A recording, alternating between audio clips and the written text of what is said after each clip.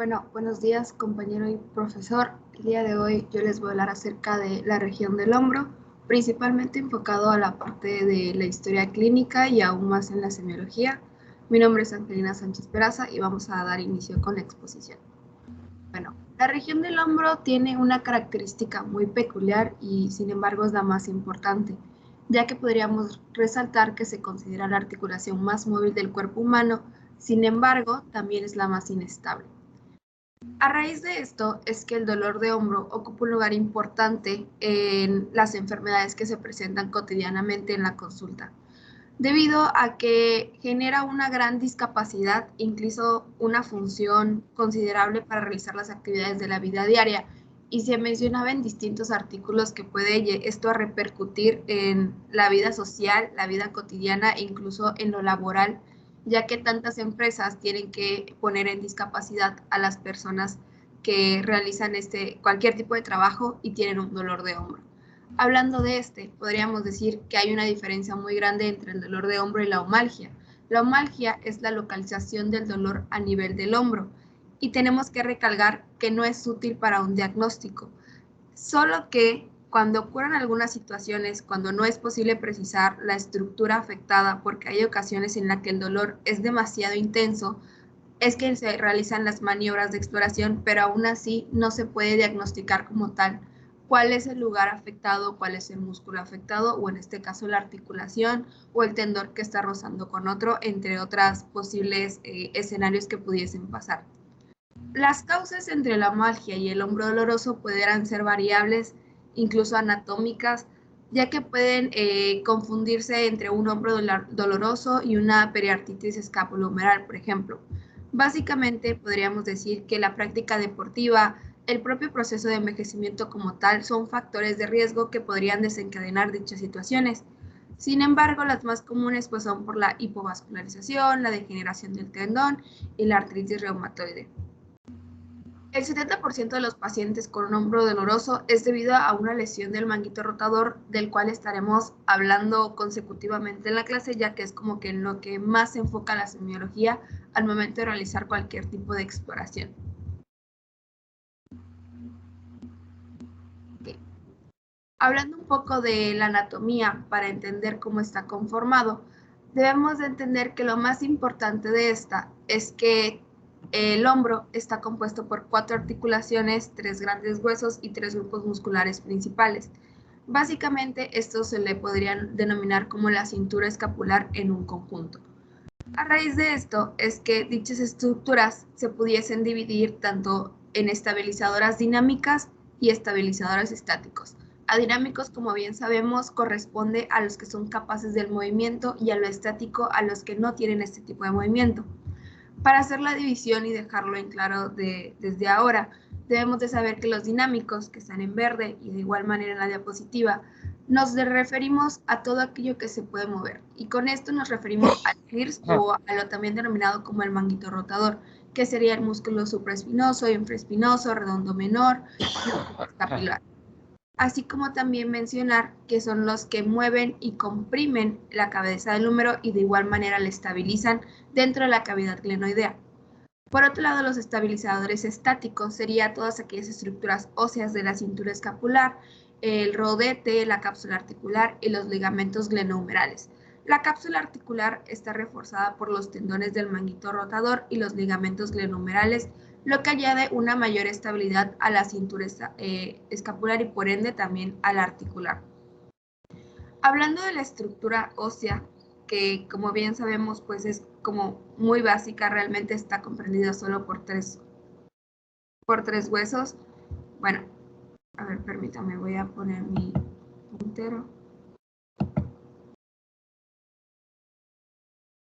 Bueno, podríamos denominar que está comprendida por el húmero, por la clavícula y por la escápula, como bien se ve en la imagen. Bueno, básicamente sabemos que la escápula está fijada al esqueleto axial por la articulación esternoclavicular, de las cuales les voy a hablar un poquito más importante. Y también es importante resaltar que algunos puntos anatómicos de suma importancia dentro de estos huesos es ahora sí que el troquíter, el acromion y la apófisis coracoides, ya que son las que se palpan más seguidamente al momento de la exploración física. Ok, ahora, hablando de la parte de los músculos, podríamos diferir que estos son tres grupos principales: el escapulohumeral, el escapuloaxial y el humeroaxial. Hablando del primero, que es el escapulohumeral, como bien lo dice su nombre, se extiende desde la escápula hasta el húmero. Y sin dar más como revuelo, aquí es donde básicamente se va a enfocar en los músculos del manguito rotador, es decir, el CIRS. Estos cuáles va a ser su función principal: deprimir y girar la cabeza del húmero. Y por último, la van a rotar de igual manera lateralmente. Hablando del ciproespinoso, que es en esta imagen, básicamente vemos cómo se dirige por encima de la articulación glenohumeral y se inserta en el troquíter. Por consiguiente, hablando del infraespinoso y del redondo menor, que serían estos dos de la imagen, cruzan la articulación glenohumeral por detrás y de igual manera se insertan en el troquíter. Hablando del subescapular, que es el que usualmente pues, no se palpa y no se puede observar, en esta imagen sí pude conseguir alguna, se origina en la cara anterior de la escápula, porque como vemos estábamos en la parte anterior, no en la posterior, y cruza la articulación por la misma cara anterior, y esta no se va a insertar en el troquíter como los otros tres, sino que esta se va a insertar en el troquín principalmente. Bueno, ahora cambiando de grupo, hablamos del escápulo axial. Este básicamente va a unir el tronco con la escápula y se compone principalmente de los músculos deltoides, posterior, lateral y anterior, así como también del trapecio, del romboides, del serrato, que estaría más o menos por acá, y de igual manera del elevador de la escápula, que también es denominado como el angular de la escápula, que recordemos que se origina en la apófisis transversa de la C1 en la escápula, que lo quise representar con esta línea porque no se veía mucho en la imagen. Y por último tenemos al grupo humeroaxial. Este va a unir al tronco y abarca tanto los pectorales mayor, que serían estos, el redondo mayor y el dorsal ancho, así como también el redondo mayor. ¿Okay? Estos músculos producen rotación interna del hombro. Por la parte tanto de los músculos como de los huesos sería todo, y ahora vamos a hablar un poquito más de las articulaciones, que son las que están como más relacionadas intrínsecamente con lo que hablamos de la semiología. De acuerdo, tenemos dos grandes grupos en las articulaciones, que sería el primer y el segundo grupo. Así se divide debido a como a la importancia que tengan sobre estas, y que también van a estar denominadas como verdaderas y falsas. Hablando de la articulación glenohumeral, esta es una articulación verdadera desde el punto de vista anatómico. Anatómico me refiero a que tiene contacto con dos superficies cartilaginosas en el desplazamiento. Como sabemos, la cabeza del húmero se articula con la fosa glenoidea fina de la escápula. Esta suele ser una articulación profunda que no se suele palpar y tiene un amplio rango de movimiento debido a que es una articulación de tipo en artrosis. Básicamente sería esta articulación. Básicamente, este gran amplio rango de movimiento se basa a que es la principal al momento de realizar movimientos como la flexión, la extensión, la abducción, que se separarían a la separación del tronco, que es cuando ahora sí como que nos hacemos muchísimo para atrás con los hombros, y también el de aducción, que sería cuando tenemos movimientos de aproximación al tronco. Esto sería más o menos como cuando nos encorgamos, así como también para la rotación y la circunducción. Ahora, hablando de la articulación subdeltoidea, es falsa desde el punto de vista anatómico y no se trata de una articulación. Sin embargo, respecto a la fisiología, sí es una articulación verdadera, ya que está compuesta por dos superficies que se deslizan entre sí y está mecánicamente unida a la articulación glenohumeral, que como bien sabemos pues sería esta parte de por acá. Cambiando al segundo grupo, tenemos a la articulación escapulotorácica. Esta es una articulación fisiológica o también denominada como falsa porque no es anatómica. Sin embargo, algo de resaltar de ella es que sería la más importante de este grupo, del segundo, ya que no puede actuar sin las otras dos, ya que están mecánicamente unidas. Intervienen mucho los músculos dorsales, romboides y el trapecio medio. Por consiguiente, les voy a hablar de la articulación esternoclavicular, que es una articulación verdadera. Está en el extremo medial convexo de la clavícula y se articula con la concavidad de la parte superior del esternón, como podemos ver en esta parte de aquí. Básicamente es la unión de la clavícula con el esternón, como bien lo dice su nombre. Y por último tenemos a la articulación acromioclavicular, que sería esta de por acá. Esta podríamos mencionar que es una articulación verdadera, se encuentra en el extremo lateral de la clavícula y se articula con el acromión de la escápula, como es muy claro en la imagen. Ok, cuando hablamos tanto de la anatomía y por denominarlo así como de la fisiología, más que nada en esto lo podríamos denominar como la biomecánica del hombro, ya que esta tiene algo denominado como la paradoja de Codman, que básicamente es que el hombro tiene la capacidad de esfera, por denominarlo así. Pero antes de hablar de esto, hemos de recordar que el hombro es la articulación con mayor movilidad en el cuerpo y por ello posee 3 grandes grados de libertad y también 3 a 4 ejes dependiendo del punto de vista que lo querramos ver. En esta imagen pude aprovechar tanto para hablar de los ejes como también relacionarlo con los movimientos del hombro, que serían flexión, extensión, aducción, abducción, etc. Entonces vamos a hablar principalmente de esto.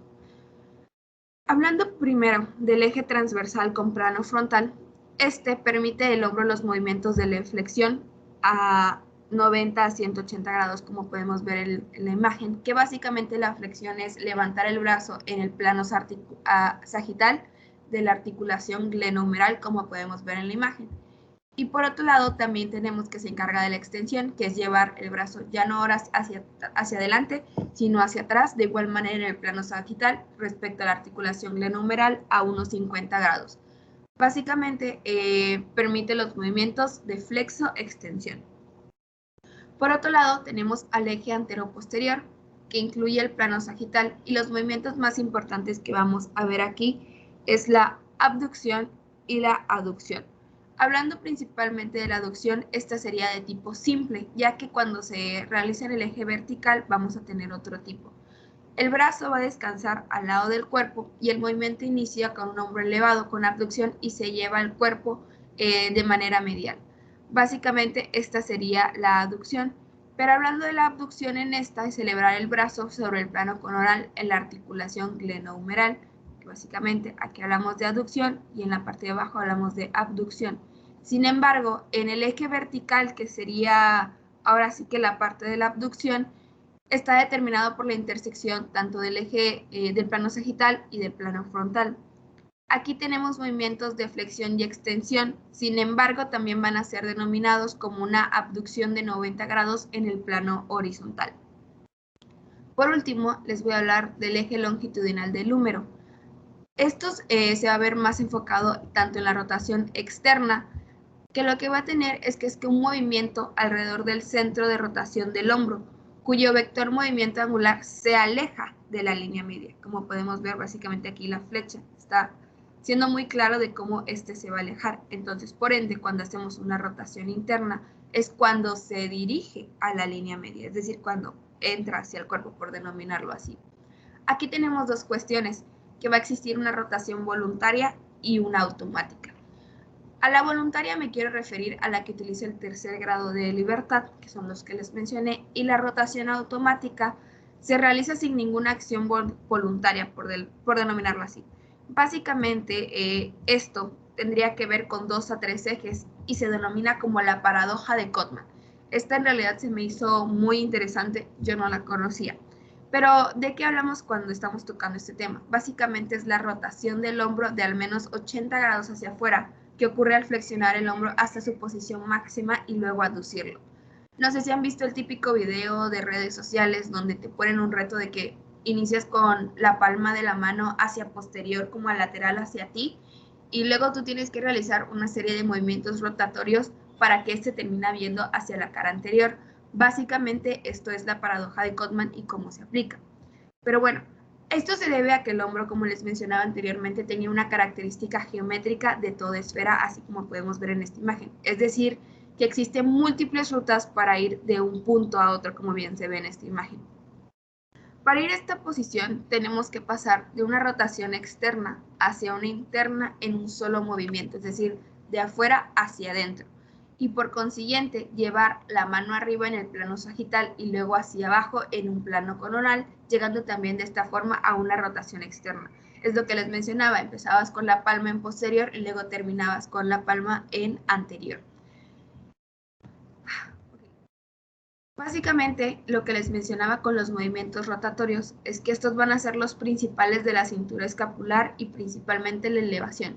Y aquí es donde les mencionaba tanto los movimientos de flexión, extensión, elevación, abducción y aducción, que son los que de igual manera se complementan con la paradoja de Codman para hacer todo este tipo de movimientos. Como bien sabemos, cuando nosotros estamos como en un estado anatómico normal, erguidos, el miembro superior, es decir, los hombros, el brazo y el antebrazo, van a pender de una forma vertical a lo largo del cuerpo humano, de tal forma que distintos ejes van a coincidir con el aspecto que nosotros tengamos. Cuando este miembro superior pende de forma vertical, es decir, en el eje longitudinal, este eje longitudinal va a ser inversamente proporcional al eje vertical, que es el que se encargaba de la abducción horizontal, es decir, tanto de la extensión como de la flexión. Ahora, cuando nosotros tengamos el brazo en una abducción a 90 grados, este va a ser inversamente proporcional tanto al eje longitudinal como al transversal. Y cuando hagamos una flexión de 90 grados, este eje longitudinal va a quedar en antero-posterior. Ok, como en la exposición se nos pedía que básicamente habláramos de la semiología, se me hizo muy necesario hablar como de la historia clínica y cómo es que va a llegar nuestro paciente en este punto de vista, para poder pasar a la semiología posteriormente.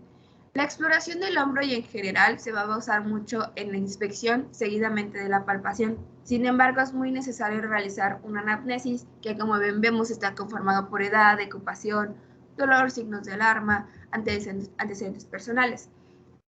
Por ende, vamos a comenzar por la edad. En pacientes menores de 40 años se deben considerar lesiones del manguito rotatorio, que es MR, así como también la inestabilidad glenohumeral.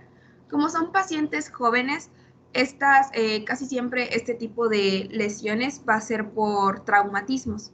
Ahora, en personas mayores de 40 años que ya empiezan a tener un envejecimiento como tal de la articulación del hombro, se puede sospechar de un desgarro completo o parcial del manguito rotatorio, así como un hombro congelado o una osteoartritis acromioclavicular, así como también una tendinitis calcificada del supraespinoso.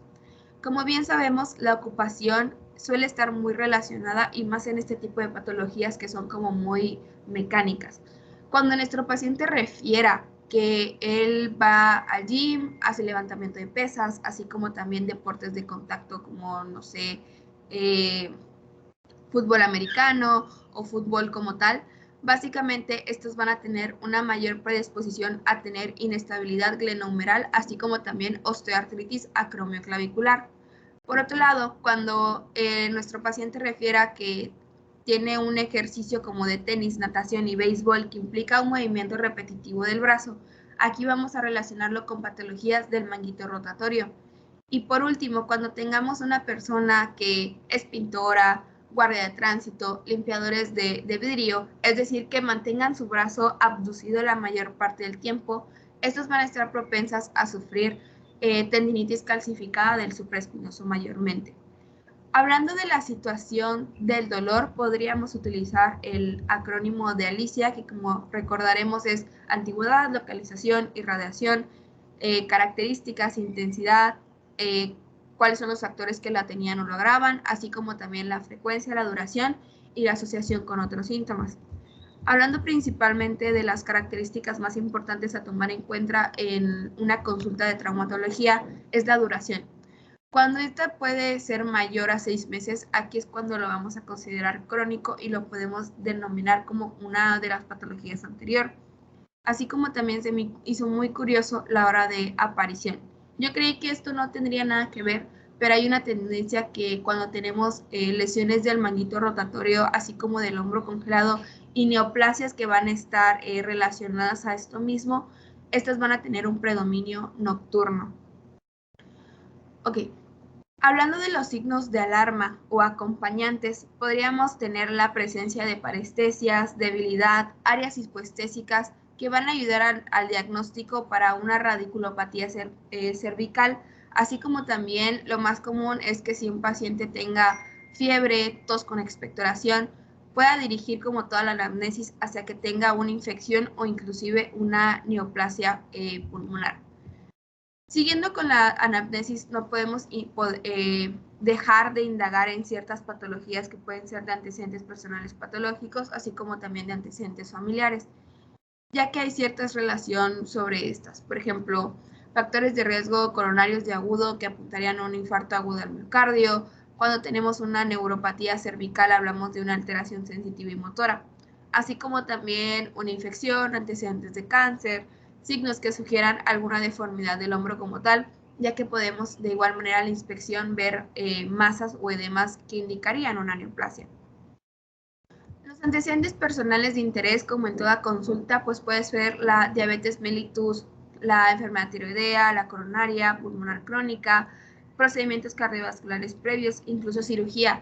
Y aunque no lo creamos, todas estas patologías que les mencioné pueden ir relacionados con un hombro congelado, porque a veces solemos subestimar de que, pues le duele el hombro, vaya a un reposo y ya. O sea, no, realmente hay como un trasfondo de todas estas enfermedades que podrían llegar a esta. Y por último, tenemos al trauma como tal, que podrían ser dolores agudos cuando hablemos de una luxación, una fractura y que podría llegar a un desgarro del manguito rotatorio. En los agentes familiares pues va a ser lo mismo, pero ahora haciendo como más hincapié en la artritis reumatoide. Por último, vamos a tener una revisión por sistemas. A grandes rasgos, pues vemos que cierto tipo de síntomas se pueden agrupar en un síndrome que a su vez pues pueden ser una triada para ciertas enfermedades. Por ejemplo, poliuria, polidipsia y polifagia son triadas usualmente utilizadas para la diabetes mellitus, lo que igual podríamos relacionar que les mencionaba con un hombro congelado y con parestesias de igual manera. Ahora sí, pasando a lo que es el examen físico, tenemos que tomar en cuenta que aquí vamos a hablar de varios factores, que serían la inspección, palpación, los arcos de movilidad que les mencioné anteriormente, la fuerza muscular, el examen neurológico y finalizamos con las maniobras o pruebas especiales. Hablando en la parte de la inspección, la característica que tenemos de tener en la consulta es que básicamente el paciente debe de estar de pie o sentado como mayor sea, así como también evidentemente los hombros deben de estar descubiertos, sin ropa, en reposo y en movimiento. Lo que nos vamos a enfocar principalmente en la inspección es ver la cintura escapular por regiones, es decir, desde un ángulo anterior, posterior, lateral y superior. Y dentro de esto nosotros tenemos que verificar la simetría y la altura. A su vez, en lo que vamos inspeccionando, debemos de registrar si podemos encontrar alguna tumefacción, alguna deformidad, alguna atrofia o ciertas posturas anómalas que puedan estar. Por consiguiente, en estas atrofias pues puede ser del supra e infraespinoso, muscular, fasciculaciones, temblores finos o atrofias de los propios músculos. Por otro lado, también tenemos que anotar cambios de coloración que serían por ciertas lesiones o contornos óseos extraños. Y aquí les puse esta imagen que corresponde a un brazo de Popeye, que es una lesión del tendón del bíceps proximal. Al momento de la palpación, tenemos que ser muy específicos, ya que vamos en esta parte a confirmar lo que nosotros vimos en la inspección. Básicamente va a ser palpar las estructuras óseas y blandas que tomamos en cuenta al inicio. Para poder palpar el acromión, nos vamos a poner por detrás del paciente y vamos a recorrer la espina de la escápula hacia afuera y hacia arriba, hasta llegar al acromión que corresponde a la letra A en esta imagen. Por consiguiente, una vez que tenemos identificada la punta del acromión, vamos a situar el dedo índice en la punta del mismo, justo detrás de esta, y vamos a presionar medialmente con el pulgar hasta localizar una cresta que va a estar elevada. Esta cresta va a ser la articulación acromioclavicular, que es la que estaría más o menos como donde está la flecha en rojo. A partir de este punto, bajamos medialmente un poquito el pulgar hasta la siguiente prominencia ósea, que sería la apófisis coracoides, que es la que está en B, que sería más o menos por acá. Y por último, ya que nos situamos en la apófisis coracoides, vamos a descender los dedos y agarrar la cara lateral del húmero para poder palpar el troquíter, o también denominada como la tuberosidad mayor, que es aquí que recordemos que les mencioné en la parte de la anatomía, que es donde se van a insertar los músculos supraespinoso, infraespinoso y redondo menor, etc. Al momento de nosotros querer palpar los músculos del manguito rotador, hay que ser muy específicos en cómo se hace de esto, y para ello tenemos que identificar primero el acromión, la articulación acromioclavicular, la prófisis coracoides y el propio troquíter. Se dice que el supraespinoso va a estar justo debajo del acromión, que básicamente sería como por esta parte. El infraespinoso va a estar posterior al supraespinoso, que es el primero que les mencioné. El redondo menor va a estar inferior al supraespinoso y el subescapular no se va a palpar, ya que recordemos que está anterior, en la parte anterior de la escápula. Por consiguiente, de igual manera podemos llegar a examinar lo que es axila, cuello y la pared torácica.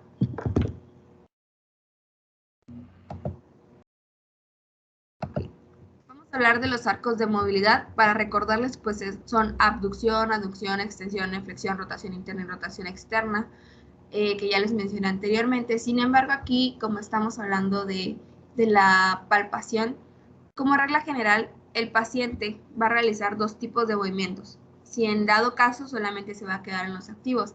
Es decir, que de estos movimientos rotatorios vamos a tener la máxima flexión de estos 6 tipos de movimientos. Es decir, que no va a tener ningún tipo de problemática al realizar esto.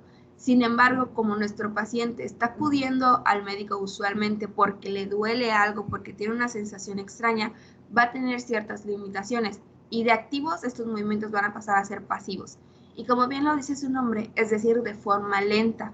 Básicamente, esto nos va a ayudar para distinguir el origen del dolor, y aquí es donde va a ir acompañado de ciertas maniobras.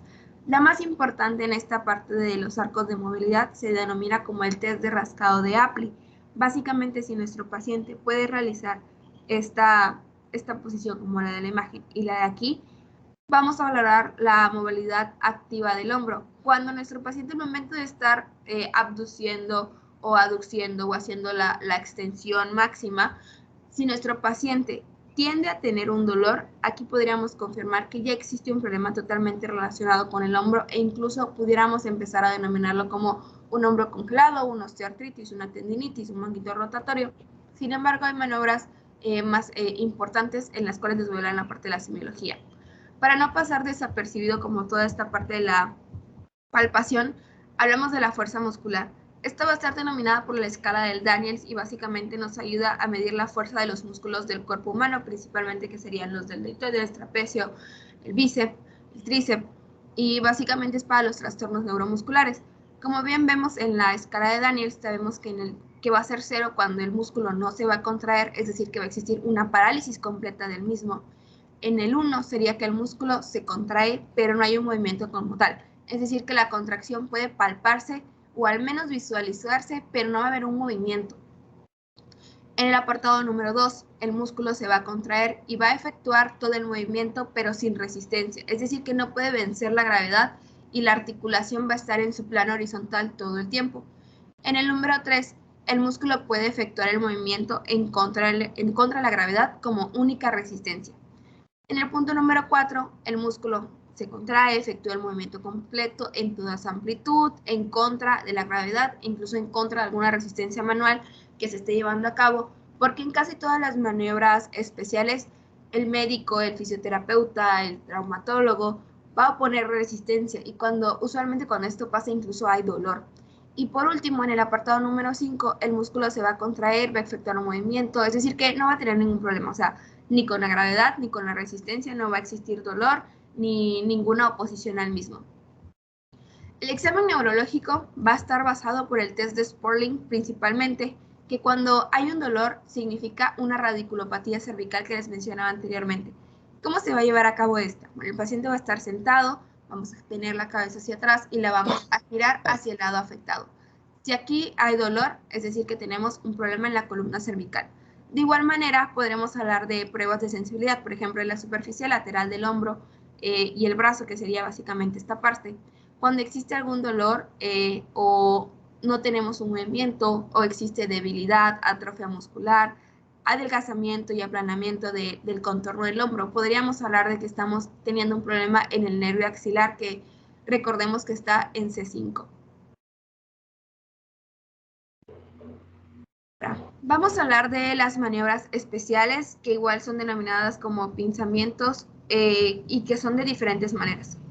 Tomé las más importantes ya que les juro que son muchísimas, son como 20, 30 maniobras, sin embargo me enfoqué tanto a las del manguito rotatorio como a las más importantes de ciertos músculos.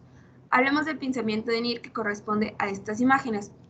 El paciente va a estar de pie principalmente y el médico va a estar por la parte posterior a él. ¿Qué se trata de hacer? Fijar la escápula del paciente manualmente y que este mismo efectúe ciertos movimientos pasivos que van a estar entre la flexión y la abducción, con el miembro superior en una rotación interna. Hasta que el paciente mencione algún tipo de dolor, aquí vamos a tener una maniobra positiva. O en caso contrario, el paciente va a poder llegar a una extensión total sin ningún tipo de dolor. El choque o la fricción que vamos a tener aquí puede ser del manguito rotador con la superficie inferior del tercio anterior del acromion, y básicamente esto correspondería al síndrome de fricción subacromial. Aquí usualmente se suelen utilizar 10 centímetros cúbicos de lidocaína en el espacio subacromial. Por consiguiente, vamos a hablar del pinzamiento de Hawking. ¿Qué vamos a evaluar aquí? Los músculos del manguito rotador, específicamente el supraespinoso. Como podemos ver en la imagen, primero se va a flexionar el hombro y después a unos 90 grados con la palma mirando hacia abajo, como podemos ver aquí. Aquí vamos a tener una resistencia por parte del médico, es decir, que lo va a rotar internamente hacia ahora. De este modo se va a comprimir el troquíter, que sería el de acá, y el ligamento coracoacromial. Si tenemos un dolor positivo en esta propia rotación interna, tenemos la patología del manguito rotador, pero enfocado principalmente al supraespinoso, como les mencionaba. La maniobra de Job en Movines es muy famosa, pero muy poco utilizada, y la verdad se me hace muy curioso porque si vemos aquí es como empty can test y full can test, y esto lo relaciona mucho con los movimientos de cuando alguien abre una lata y se está sirviendo pues el refresco en el vaso, que sería cuando es full can test, que está lleno, y empty cuando está vacío. Básicamente, ¿qué podemos decir? Lata vacía y lata llena. Los hombros van a estar a 90 grados de elevación en el plano de la escápula, con los codos extendidos y los pulgares del paciente hacia abajo, como podemos ver en esta imagen. Nosotros como examinadores vamos a poner las manos en las muñecas en el paciente y vamos a tratar de que éste haga un movimiento hacia abajo. Sin embargo, el paciente va a hacer una contrarresistencia que él va a querer elevar sus brazos y su antebrazo. Esta prueba se va a realizar con los dos hombros al mismo tiempo y se va a considerar anormal cuando el paciente presente disminución de la fuerza o dolor durante la maniobra, que esto va a ser proporcional a la que va a indicar una lesión del supraespinoso por tendinitis. Sin embargo, cuando tenemos dolor y también disminución de la fuerza, vamos a tener una ruptura completa o atrofia del supraespinoso. Y de igual manera podríamos ver cuál es el miembro afectado cuando uno tenga una mayor contrarresistencia que el otro hombro. Entonces va a ser como muchísimo más evidente de lo que estamos hablando. La maniobra de Zaslav. Aquí básicamente vamos a tener como dos variaciones que vamos a examinar al paciente cuando va a estar de pie, y este se va a colocar en un 90 grados de abducción en el plano frontal y 80 grados en la rotación externa, que básicamente sería esto. Básicamente lo que queremos hacer es que ese tenga un movimiento tanto de rotación interna como de rotación externa, como podemos ver en las imágenes. Sirve para diferenciar entre un dolor extraarticular o intraarticular. Las características del interarticular es que va a haber una buena fuerza, pero va a existir dolor en la rotación externa. Sin embargo, en la interna no va a haber dolor. Entonces aquí hablamos de una fricción intraarticular y hablamos de una fricción extraarticular cuando no hay fuerza, es decir, que está muy débil, hay dolor en la rotación externa y hay una probable lesión en la parte subacromial. Ok, pasando tanto a la maniobra de Yocum y al test de Paté. La maniobra de Yocum, el examinador se va a ubicar detrás o a un lado del paciente que va a estar sentado. Una vez que el codo ya esté flexionado en dicha posición, se pide al paciente que eleve el codo por encima del plano horizontal de sus hombros, Mientras el examinador, como vemos aquí, su mano va a estar efectuando una resistencia. Vamos a tener positivo al dolor cuando hay alguna limitación de esta maniobra al momento que nosotros hacemos la contrarresistencia. Y a esto le vamos a denominar también como el síndrome de pinzamiento del hombro, o también denominado como el impingement. Este pinzamiento es ocasionado por la inflamación o debido a movimientos repetitivos del hombro. Una persona que suele pintar, una persona que está en constante nadadora o tenista, por algunos ejemplos. Y de estas lesiones suelen estar acompañadas con la edad avanzada y también con otras posibles causas que les mencionaba. El dolor puede ser constante y aumentar en el movimiento para levantar o alcanzar objetos, y lo que comúnmente se recomienda es el reposo, medicamentos, fisioterapia, y estos pueden ser pues de mucha ayuda. Por consiguiente tenemos al test de Paté. Bueno, ¿qué es lo que vamos a evaluar con este? Básicamente una tendinitis o una posible ruptura del infraespinoso o redondo mayor.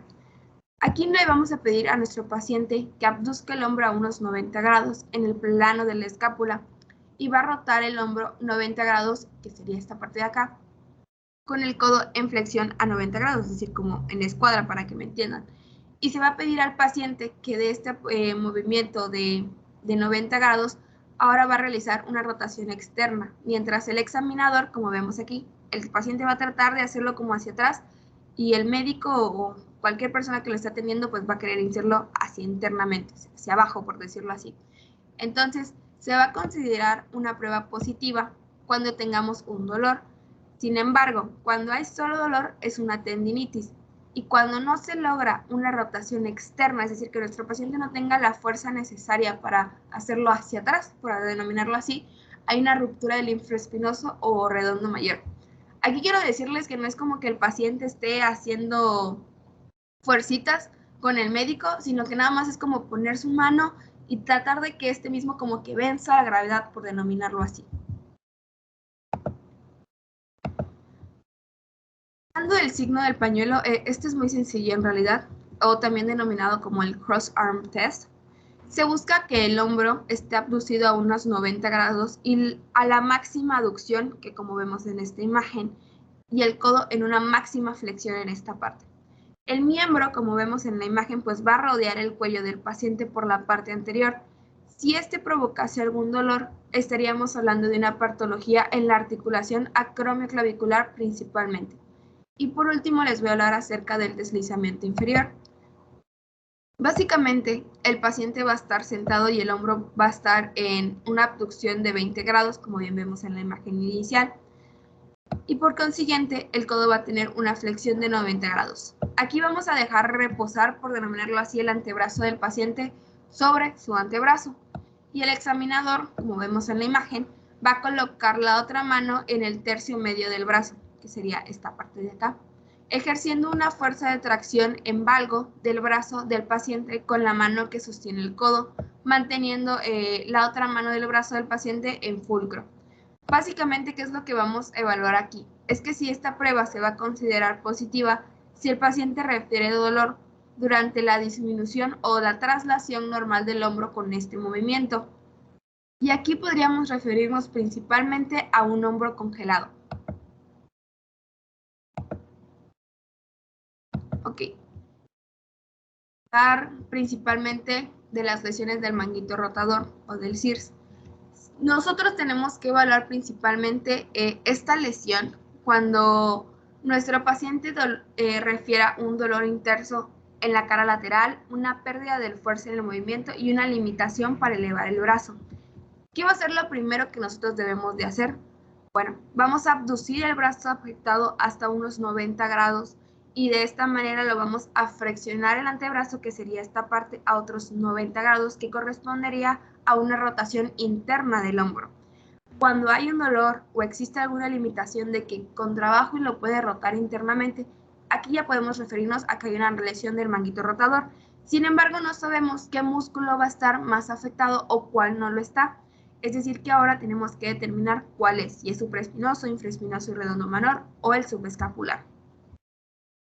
Hablando principalmente del supraespinoso, casi todos van a estar relacionados. Aquí vamos a pedir a nuestro paciente que abduzca el brazo a 90 grados y que luego lo flexione el antebrazo, que sería la parte del antebrazo, a unos 90 grados. y lo rote internamente, es decir, que lo haga como hacia abajo. El médico va a efectuar una resistencia hacia abajo y el paciente va a tratar de subirlo. Entonces, cuando hay dolor, referimos a una lesión del supraespinoso. Hablando del infraespinoso y del redondo menor, que siempre están relacionados, el paciente va a flexionar el antebrazo y lo va a rotar externamente, es decir, que él va a querer hacer su brazo hacia acá. Y el médico va a efectuar una resistencia. Cuando el antebrazo de nuestro paciente no puede realizar el movimiento hacia lo externo y tenga un dolor o alguna limitación, estaremos hablando de una lesión en el infraespinoso y en el redondo menor.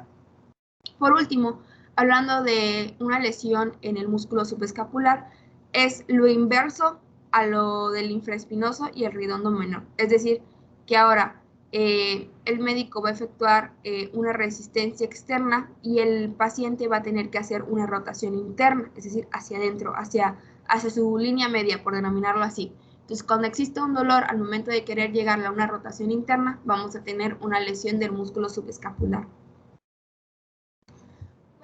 Abordaje que nosotros debemos de llevar o cuáles van a ser los signos o síntomas acompañantes en esta parte pues, de la historia clínica o de la anamnesis, básicamente ya en la exploración física. Debo mencionarles que el dolor de hombro a causa de un manguito rotador o de un hombro congelado es la tercera causa de consulta musculoesquelética, es decir, como en traumatología, ya que recordemos que las más comúnmente asociadas y que son el número 1 y 2, pues es el dolor lumbar, que tocamos ya en clases pasadas, y el dolor de cuello. Bueno, nuestro paciente, ¿qué es lo que va a decir? Bueno, me va a decir como, ay, me quejo casi todo el día cuando realizo actividades diarias, tengo dolor en el hombro, y en ocasiones este se va a irradiar al codo. Sin embargo, aquí él nos va a decir como claramente, no va a sobrepasar hacia el antebrazo, solamente se va a quedar en el codo, y algunas veces también puede llegar al borde del trapecio, pero en el borde superior, o sea, sería como en esta parte pues, del músculo trapecio, vaya, pues, del hombro, pero un poco más arriba, para que me entiendan. Entonces, esto es lo que principalmente nos va a decir, o sea, que no va a tener una buena movilidad, va a estar como cansado, de que no puede hacer como casi nada. A su vez, también esto puede ir acompañado de rigidez, palidez, debilidad, pesadez, y va a decir como que tiene una incomodidad y que cuando mueve el hombro suele tener como un crujido, como que siente algo raro, vaya, es como lo que nos puede llegar a decir un paciente. Entonces, ¿qué es lo que nosotros solemos hacer? Muchos médicos, quizá nosotros que estamos iniciando y pues no conocemos y como hemos visto en todas las clases pasadas, pues una RX, ya, diga, eso es todo lo que vamos a hacer.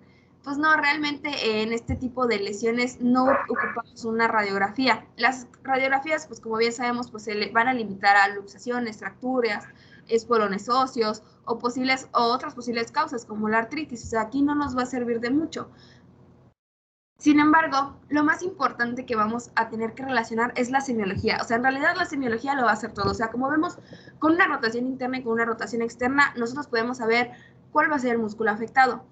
Pero ahora, si nos vamos un poquito más allá, pues podemos utilizar la resonancia nuclear y magnética, que de igual manera nos van a servir, sí, van a ser como el gold standard también más o menos, pero en realidad pues son muy caras y pues muy rara vez vamos a llegar a realizar alguna de estas, solamente pues en casos muy especiales.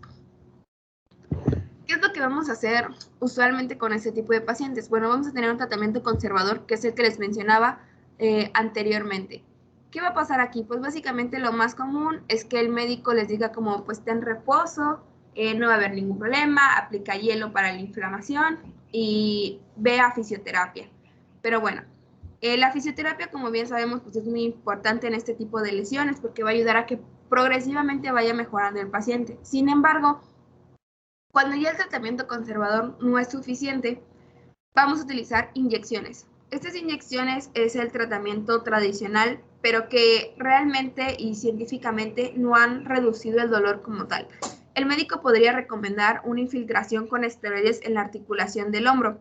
Especialmente esto va a estar indicado cuando el dolor interfiera en el sueño, en las actividades diarias o la fisioterapia ya no esté siendo lo suficiente para poder disminuir dicho dolor.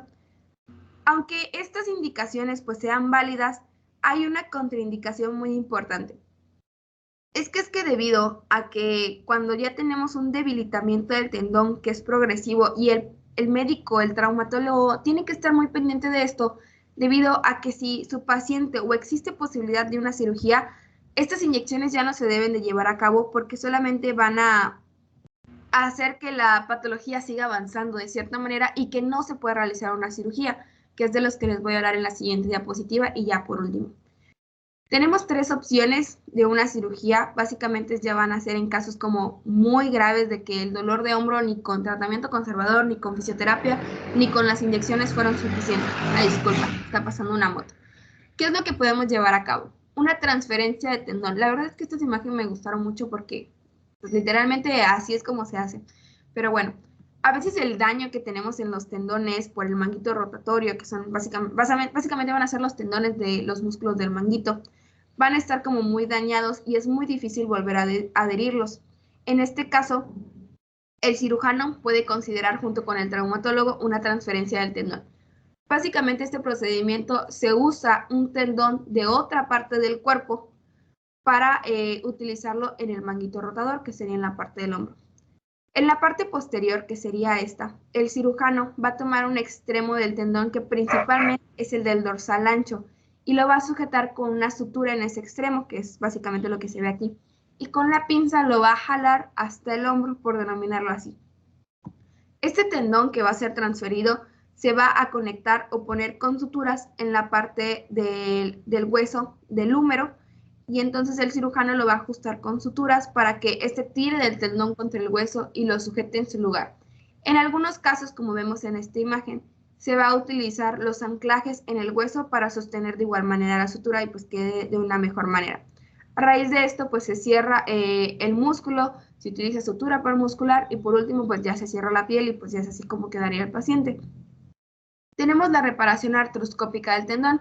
Esta es un poco menos invasiva, ya que va a estar llevado a cabo por procedimientos por artroscopía, es decir, que se va a insertar una cámara y vamos a utilizar herramientas minúsculas a través de las cuales vamos a hacer pequeñas incisiones para volver a unir el tendón habitual, o sea, el tendón del músculo.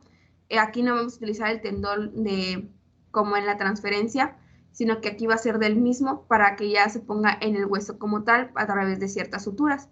Y por último tenemos el reemplazo del hombro. Este va a ser denominado también como reemplazo del hombro invertido. Básicamente vamos a utilizar un balón y la cavidad se va a invertir, por denominarlo así. Este balón artificial, que básicamente pues, va a ser como lo que va a sustituir a lo que sería la cavidad glenoidea o a la fosa glenoidea, pues vamos a tener como una sustitución tanto de la parte de la cabeza del húmero como de la cavidad glenoidea que van a hacer que quede como un nuevo hombro. Pero bueno, ¿qué se va a hacer? Como vemos aquí, pues se va a hacer una incisión o un corte en la parte anterior del brazo y del hombro.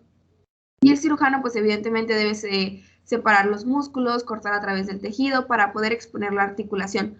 Usualmente, como vemos aquí, pues va a estar muy dañada esta articulación, muy dañado el hueso y por ende, pues tenemos que limpiar y se llega, creo que no sé si se puede visualizar que aquí hay como un pequeño corte, bueno, pues se corta la cabeza del húmero. La cavidad se prepara, se atornilla una placa a la cavidad y esta se va a adherir como una esfera, que es lo que vemos en esta imagen, a la cavidad glenoidea. Bueno, ya que tenemos como esta nueva cavidad, pues se va a ajustar el balón para permitir movimientos fluidos y el tejido sutura alrededor de la articulación para una vez, pues ya que se cierre como todo este procedimiento. En realidad estos serían como los más comunes y que fueron los que encontré. Y por mi parte ya sería todo. Espero que no haya quedado ninguna duda. Solo para recalcar que las lesiones del manguito rotador sí son muy seguidas. El hombro congelado, el hombro doloroso, la omalgia. Y como les mencionaba anteriormente, que es que no solamente como, ay, le duele el hombro, sino que igual puede estar relacionado a otras patologías. Hay que recordar si el dolor es de predominio nocturno y pues evidentemente apoyarnos con la semiología y principalmente, pues si en algún dado caso con la resonancia, las RX no van a ser de mucha ayuda y pues eso sería como a modo de conclusión. Muchas gracias y sería todo por mi parte. Muchas gracias, muy buena exposición. Gracias, doctor. Que sigue.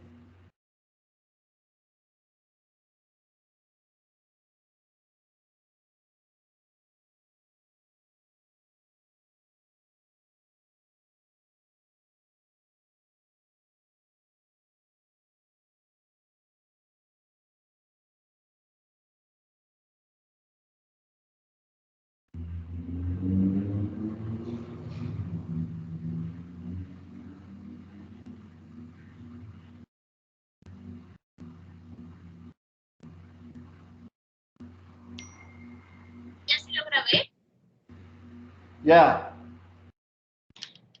Bueno, buenos días. Mi nombre es Isis Nirvana Segura Sánchez y yo les expondré acerca de lo que es la región del hombro.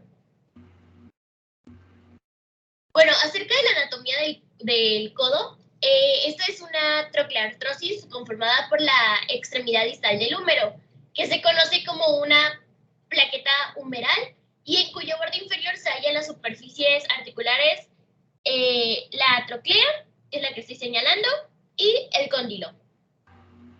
Este presenta dos fositas, la supratroqueal, que está aquí, y que se ubica por delante para lo que es el pico de la apófisis coronoides, y la oreocraneana, que se encuentra por detrás para lo que es el pico del oreocraneón en la extensión, que es esta que estoy señalando. Y bueno, básicamente el codo está conformado por tres articulaciones. La humeroradial, que básicamente se da entre lo que es el cóndilo humeral y la cabeza del radio. La humerocubital, esta, como su nombre lo dice, es la que se da entre el húmero y el cúbito, específicamente entre lo que es la troclea humeral y la cavidad sigmoidea mayor o cavidad troclear del cúbito. Y la radiocubital proximal, esta última está unida por lo que es el ligamento anular y es la que se da entre la cabeza del radio y el cúbito. Y esta es importante que se le llame proximal, ya que es la que se encuentra cercana a lo que es la parte distal del húmero, puesto que la radiocubital distal sería la que se encontraría pues en la muñeca.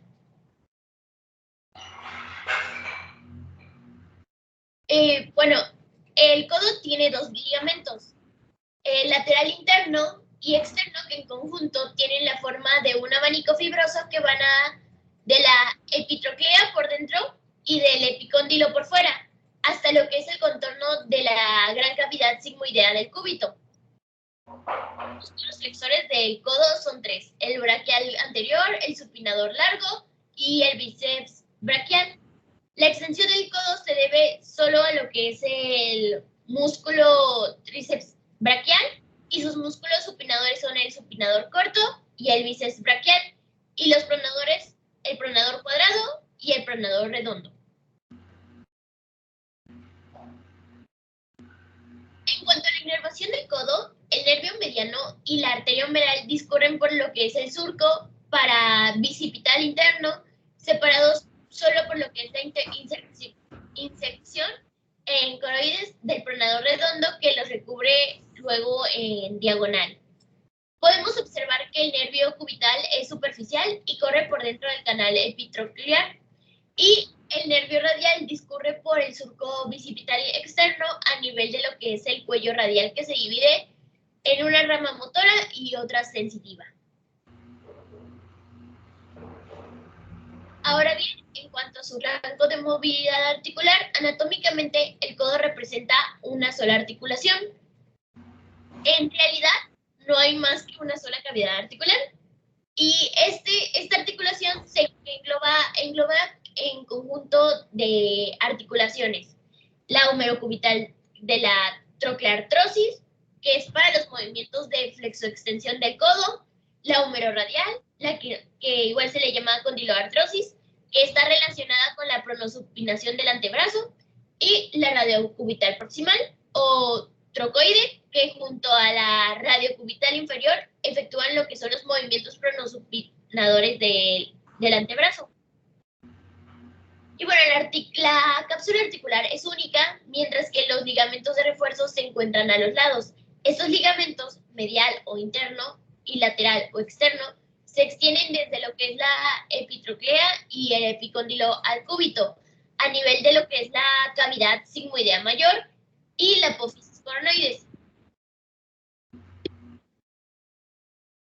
Bueno, su fisiología nos permite distinguir dos funciones distintas: la flexoextensión, que precisa el concurso de dos articulaciones humerocubital y humeroradial, y la pronosupinación, que va a poner en movimiento la articulación radiocubital proximal.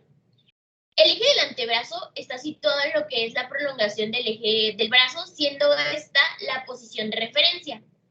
La extensión es el movimiento que lleva el antebrazo hacia atrás, la posición de referencia que corresponde a la extensión completa, y no existe una amplitud de extensión del codo por definición, salvo a ciertos sujetos con una hiperlaxitud ligamentosa que pueden efectuar de 5 grados a 10 grados de hiperextensión del codo. Y bueno, la flexión es el movimiento que lleva el antebrazo hacia adelante, aproximado a la cara anterior del antebrazo a la cara anterior del brazo. Sé que suena muy revuelto, pero pues más o menos en las imágenes se logra apreciar esto. Y bueno, la pronosupinación solo puede ser estudiada cuando el codo está en lo que es la flexión de 90 grados y pegado al cuerpo. Y esta se considera la posición intermedia cuando la dirección del pulgar es hacia arriba y la palma de la mano hacia adentro. La posición de supinación se va a realizar cuando la palma de la mano se dirige hacia arriba con el pulgar hacia afuera y se encuentra situada en lo que es un plano horizontal y la amplitud del movimiento es de 90 grados. Y la posición de pronación se va a realizar cuando la palma de la mano mira hacia abajo con el pulgar hacia adentro y no alcanza a situarse en lo que es el plano horizontal y su amplitud de movimiento es de 85 grados. Bueno, realmente la posición funcional del codo es en flexión de 90 grados y pronosupinación intermedia. Bueno, para el examen clínico, en cuanto a la inspección, en el codo se distingue una cara anterior, que es la región del pliegue del codo, y una cara o región posterior, que es la olecraniana. En la región anterior, estando el codo en extensión, podemos observar lo que nos va a llamar la atención es una V que está en forma de depresión central formada por un relieve central de lo que es el bíceps braquial y el braquial anterior al introducirse entre dos relieves laterales. Estos son los músculos epicondelios y epitrocleares y las ramas de la V van a corresponder a lo que son los surcos bicipitales externo e interno.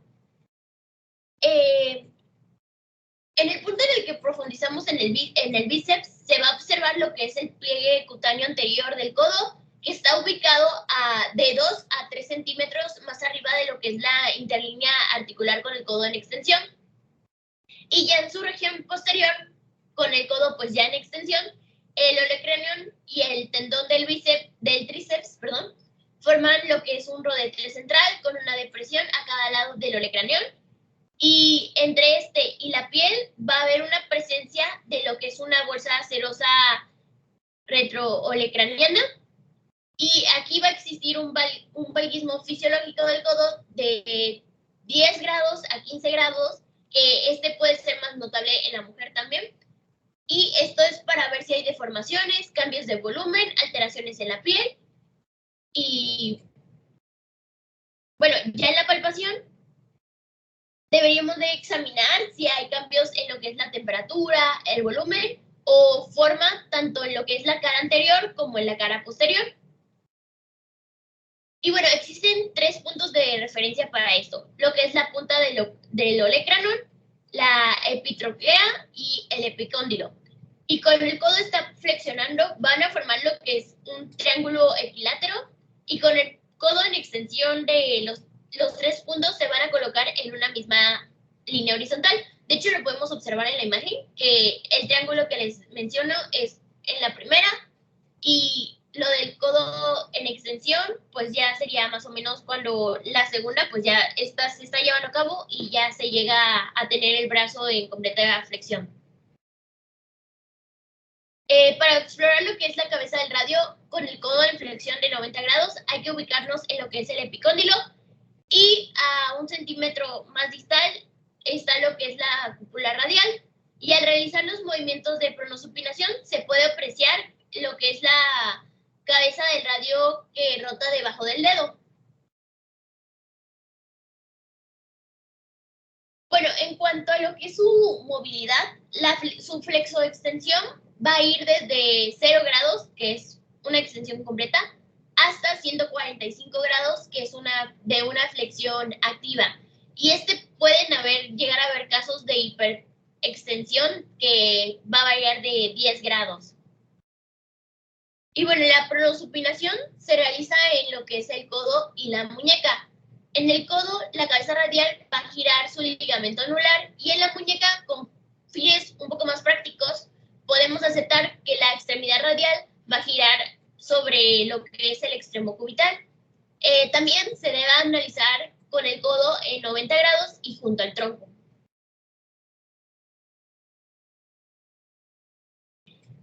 Para exámenes regionales, pues ocuparemos lo que vendría siendo la radiología o, bueno, los rayos X. Para esto se van a realizar las mediciones y el examen funcional muscular si fuese necesario. En la radiología vamos a poder apreciar la diáfisis del cúbito, que va a estar en una proyección de frente o palmo dorsal en lo que es la supinación, y se va a mostrar como una concavidad interna en la parte superior, siendo la inversa va a mostrar en la parte superior la tuberosidad radial directamente hacia adentro, desde donde vamos a describir lo que es la curva como una curva de convección externa hasta lo que es la extremidad inferior. En la parte interna, lo que sería una cresta interósea que se va a ver como clara. Y esta es muy importante que no la confundamos con reacciones periósticas.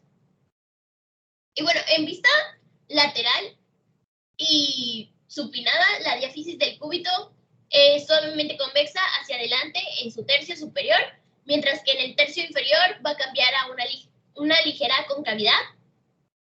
Y la tuberosidad radial es menos visible, y la cresta interósea no se va a ver en su totalidad. De hecho, podemos apreciar en las imágenes que esto se puede ver muy claramente. En la imagen izquierda podemos apreciar claramente cómo se observa el húmero, y podemos observar aquí cómo se ve si me siguen con mi cursor, vamos a observar cómo se ve la troclea y el capitellum, o como pues también se le dice el cóndilo. Y aquí está lo que yo les decía de la apófisis coronoides. También se puede apreciar cómo aquí se va a articular con lo que es la cabeza del radio y la tuberosidad radial. Y en la punta de lo que pues yo les decía que era el triángulo, está lo que es el olecranon. Y bueno, en relación con lo que es el cúbito, su espacio articular es mejor visto desde frente, aquí. Mientras que en lo que es la apófisis coronoides, el olecranon y la cavidad sigmoidea mayor, pues lo son mejor vistos desde el perfil. Y creo que ya sería todo de mi parte. Realmente no encontré mucha información, pero pues me guié del libro que nos había pasado el profe y desde otro libro que yo había encontrado de cirugía.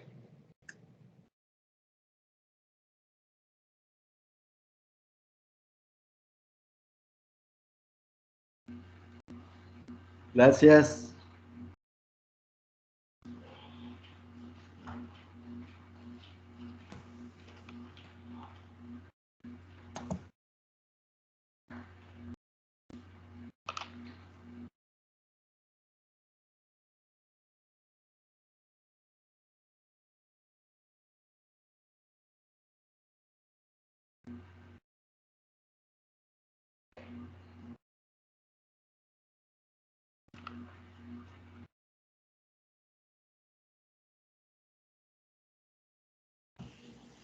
Bueno, buenos días. Mi nombre es América Najarita Meslince, y pues a mí me tocó el tema de exploración física de muñeca o región de la muñeca.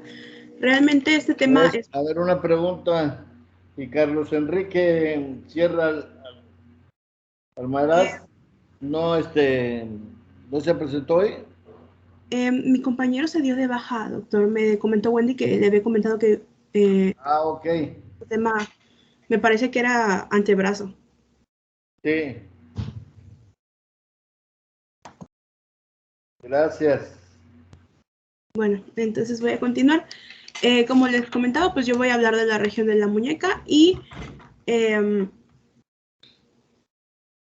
no sé si podrías hacerlo grande, es que se ve chiquito. Bueno, realmente de la región de la muñeca es muy poca información, ya que usualmente la exploración de la muñeca se da en conjunto con...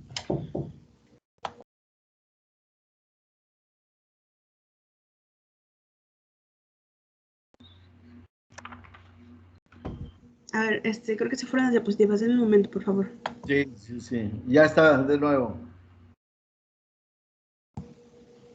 Ok, bueno, les comentaba que es realmente muy poca información, ya que usualmente la exploración de muñeca y mano pues se da en conjunto, ¿no? Y la exploración de la mano pues es un poquito más larga que la de la muñeca, pero bueno, vamos a comenzar repasando lo que es pues la anatomía de la muñeca, ¿no? Para recordar un poquito. Bueno, principalmente pues la muñeca va a estar formada por 8 huesos pequeños, que como podemos ver en las imágenes, son el semilunar, escafoides, trapecio, trapezoide, grande, ganchoso, pisiforme y piramidal, ¿no? Van a ser los huesos que vamos a poder encontrar en la región de la muñeca. La que A sigue, ver, mira, hay una mnemotecnia que, para que no se les olvide los huesos de la muñeca, es así, es PPTTGG. ¿Sí la escucharon? Pregunto.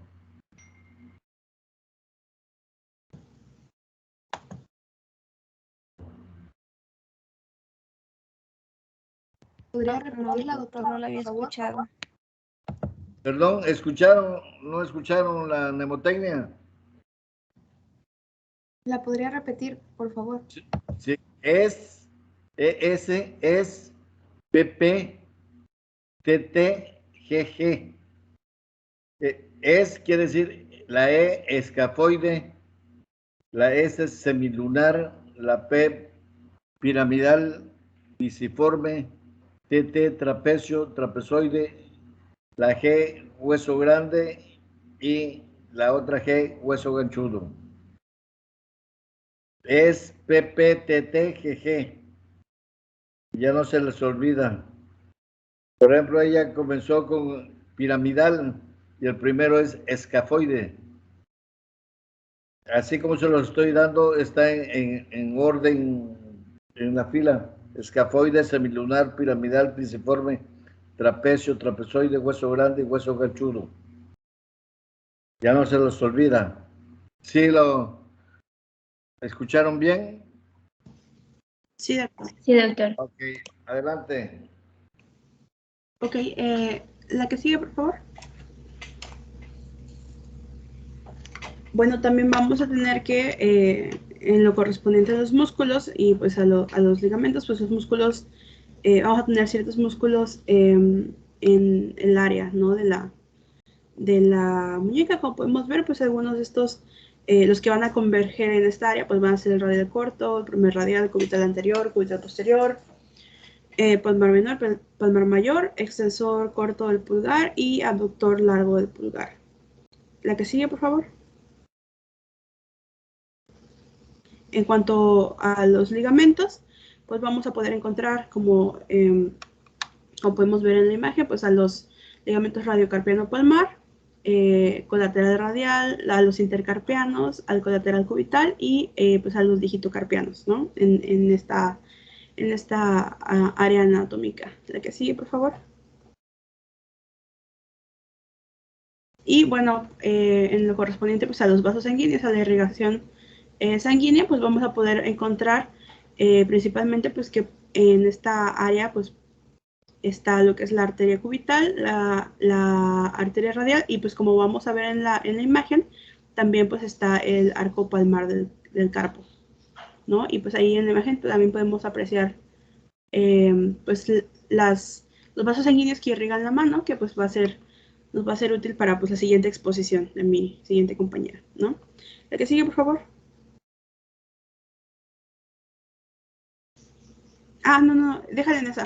Ah, bueno, déjale en la de vasos sanguíneos, por favor. Bueno, para hablar un poquito más específicamente de estas arterias, pues específicamente de la arteria radial, pues su trayecto va a ser que va a rodear lo que es la cara lateral de la muñeca, va a pasar por el suelo de lo que es la tabaquera anatómica y pues va a alcanzar el plano profundo con dirección anterior desde lo que es el dorso de la mano.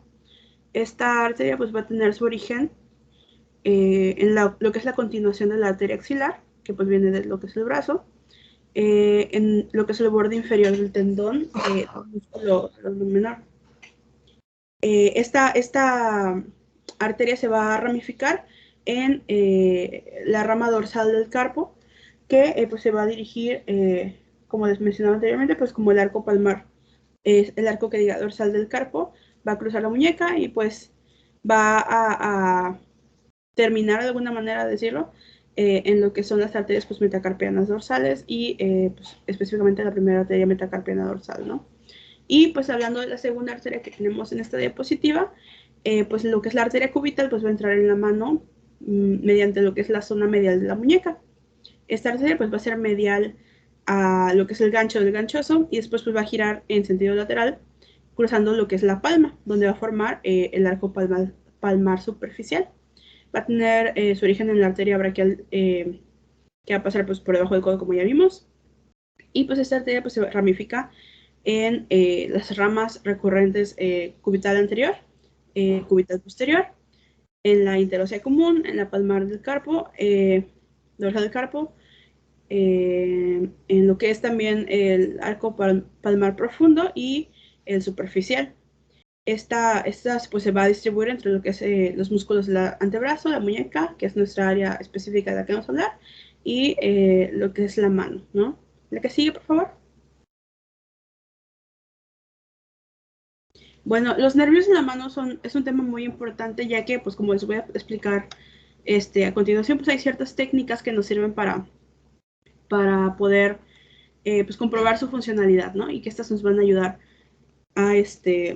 a poder diagnosticar, por ejemplo, algunas patologías, de las que voy a hablar un poquito más adelante. Bueno, para comenzar, pues la muñeca va a estar inervada por lo que es el nervio medio, como podemos ver, mediano, como podemos ver en la imagen. Pues este nervio pues va a tener el origen en lo que es de C5 a T1 y pues va a inervar específicamente lo que son los músculos flexores del antebrazo. Este grupo de músculos, excepto lo que es el flexor cubital del carpo y pues algunos músculos que, como les comentaba, veremos en la siguiente exposición. Les comento, ¿no? Que ese tema está muy relacionado con mano, por eso lo voy a mencionar un par de veces. Bueno, este nervio pues, medio no va también, o sea, no va a inervar ciertos músculos de la mano, ni la piel de los dedos, en los tercios pues, laterales de la mano, ¿no? También vamos a tener, como podemos ver en la foto, pues lo que es el nervio radial, que pues va a tener su origen en C5T1 y va específicamente a inervar lo que es el tríceps braquial y pues otros músculos que también son extensores de lo que es el antebrazo. También va a inervar lo que es la piel de la región posterior del brazo, el antebrazo, los 2 tercios laterales del dorso de la mano, y pues la porción superior de los dedos y la porción, medial de las falanges. Y para terminar vamos a tener lo que se llama el nervio ulnar o también se le dice nervio cubital, que pues este nervio pues va a tener su origen en lo que es el tronco medial del plexo braquial y pues su función principal pues va a ser inervar los músculos flexor cubital del carpo, el flexor digital profundo y pues la mayor parte de los músculos de el área de la mano, ¿no? De la piel de la región media de la mano, específicamente pues el dedo meñique y la mitad media de lo que es el dedo anular, ¿no? La que sigue, por favor. Bueno, eso fue como un pequeño repaso, ¿no? Para que recordemos pues cómo está conformada nuestra muñeca, que como les explicaba, yo creo que lo más importante respecto a la anatomía, pues podría ser tal vez los nervios, ¿no? Porque pues va a ser lo que nos va a ayudar. Las técnicas que nos afectan a estos, pues son los que nos van a ayudar a identificar ciertas patologías, como vamos a ver más adelante. Bueno, la que sigue, correspondiente a lo que es la exploración física, pues primero que nada vamos a tener la inspección. ¿En qué se refiere con inspección? Pues primero que nada vamos a tener que observar la conformación de las muñecas, ¿no? La posición de las muñecas, y vamos a poder notar cualquier tipo de malformación, ¿no?, que se pueda ver. Esto pues realmente se hace a simple vista, ¿no? El siguiente paso, por favor. El siguiente paso pues va a ser lo que es la palpación. Vamos a palpar pues las estructuras de la muñeca. Primero vamos a palpar lo que es la extremidad distal del radio y del cúbito en lo que es la cara externa e interna, así como también las apófisis estiloides, la apófisis estiloides radial, y pues como les mencionaba, pues la tabaquera anatómica, ¿no?, que va a encontrarse pues de manera distal a lo que es la apófisis estiloides radial.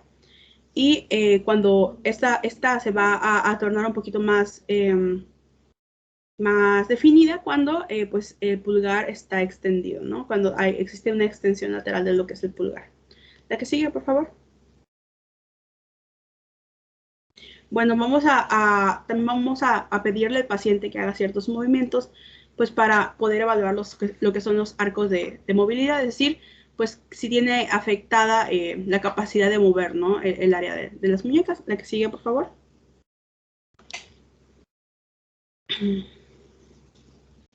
Bueno, vamos a tener pues 4 pruebas, ¿no?, para evaluar los arcos de movilidad principales, que son pues las que ya hemos visto en varias exposiciones anteriores en diferentes áreas del cuerpo. Pues primero vamos a tener la flexión, que pues los músculos que van a ser responsables de la flexión van a ser el flexor radial del carpo y el flexor cubital del carpo. Para hacer esta prueba, pues vamos a pedirle a nuestro paciente que primero pues que ponga las manos hacia abajo y pues apunte hacia el suelo con lo que son los dedos, ¿no?, para poder evaluar pues la función. Lo que es la extensión, pues es el movimiento contrario. Los movimientos responsables pues de la extensión va a ser pues el extensor cubital del carpo y el extensor radial corto del carpo. Para eso pues vamos a decirle a nuestro paciente que dirija las palmas de sus manos hacia abajo y pues apunte al techo, ¿no?, para realizar este movimiento. Luego tenemos lo que es la aducción, que pues va a estar a cargo, va a ser realizada por lo que es el flexor cubital del carpo, y pues para que el paciente pueda realizar la aducción, pues vamos a pedirle que pues con las palmas hacia abajo lleve los dedos hacia la línea media, ¿no? Y en la abducción, pues los músculos responsables de este movimiento van a ser el flexor radial del carpo, y pues vamos a decirle al paciente que con las palmas hacia abajo, pues aleje los dedos de la línea media. Yo creo que las imágenes que están abajo, pues son bastante claras, ¿no?, de cómo se realiza cada movimiento. Pues esto va a servirnos porque pues si vemos que, por ejemplo, el paciente no puede hacer una flexión normal o completa, o una aducción completa, ¿no?, como se puede hacer pues cuando no tenemos afectado estos músculos, pues ya eso nos va a ayudar pues a direccionarnos a pensar que pues hay algún problema, y pues finalmente pues a tener un diagnóstico, ¿no?, de cuál es el problema que podemos encontrar, y si es específicamente pues de la muñeca, ¿no? La que sigue, por favor.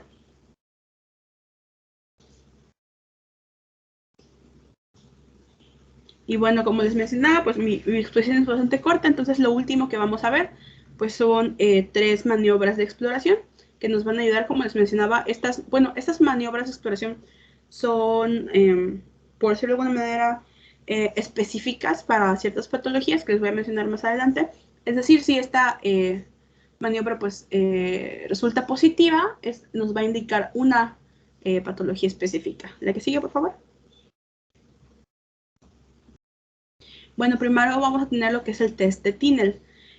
Pues este test consiste en lo que es comprimir los nervios, tanto radial, cubital y mediano. Esto pues mediante la percusión, ¿no? Vamos a percutir ligeramente pues el trayecto de cada nervio, y vamos a poder decir que este signo es positivo si pues el paciente refiere parestesia o dolor.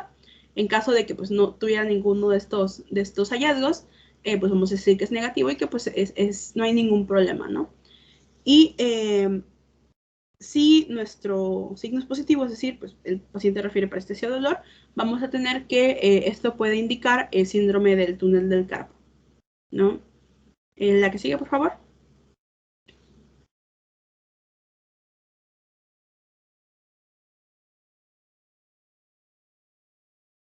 Vamos a tener pues el segundo, que es el signo de Fallen, que pues esta maniobra va a comprimir lo que es el nervio mediano. Y pues para realizar esta maniobra le vamos a pedir a nuestro paciente que mantenga pues las dos muñecas flexionadas durante lo que es 1 minuto. Esta flexión pues va a formar lo que es un ángulo recto, como podemos ver en las imágenes. Y igual, al momento que el paciente hace esta maniobra y refiere parestesia o dolor, pues vamos a decir que esta prueba es positiva. En caso de que el paciente pues no tenga ningún problema, no presente ni parestesia ni dolor, pues es negativa y pues son hallazgos normales, ¿no? En caso de que esta prueba pues resulte positiva, esta pues nos va a poder indicar lo que es el síndrome de túnel del carpo. La que sigue, por favor. Y pues para finalizar esta exposición tenemos lo que es la prueba de Finkelstein, que pues esta prueba nos va a ayudar a explorar lo que es la función de los tendones extensor corto y abductor largo del pulgar. Para esto vamos a pedirle primero que nada al paciente que sujete el pulgar dentro de la palma y que luego pues desvíe la muñeca hacia la línea media, como podemos observar en la foto. Pues esto realizando una desviación cubital, ¿no? Esta prueba es patognomónica, es decir, pues es específica para lo que es la tendinosynovitis de Kervine, ¿no? Esta prueba pues va a resultar positiva cuando el paciente pues nos refiere dolor del lado del pulgar. En caso de que pues de que el paciente no sufra ninguna molestia al hacer este movimiento, pues vamos a decir que nuestra prueba es negativa y pues no vamos a sospechar de ninguna afectación, ¿no? En los tendones, ¿no? Específicamente con esta maniobra, ¿no? Con esta prueba. Y pues realmente, como les mencionaba, es muy poquita información, porque la mayoría de la información venía referente a lo que es la mano, que pues es el tema de mi compañera. Entonces, esto sería todo por mi parte. Gracias por su atención. Gracias. Muy amable.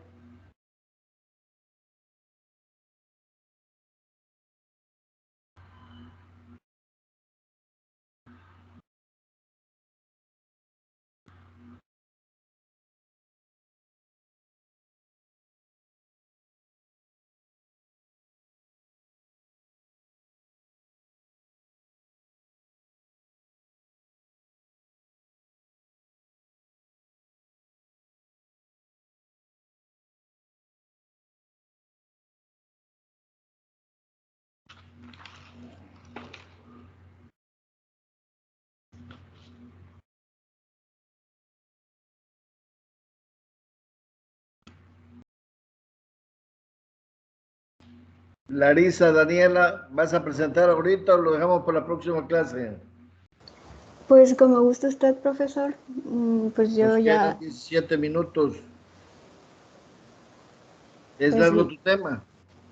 pues digamos que 20 minutos. Si no, lo dejamos para la próxima. Vamos bien. Ah, ok, sí, Muy bien. gracias. Entonces estamos pendientes, Larisa, para el mañana. Muchas gracias. Muy amable. Que tengan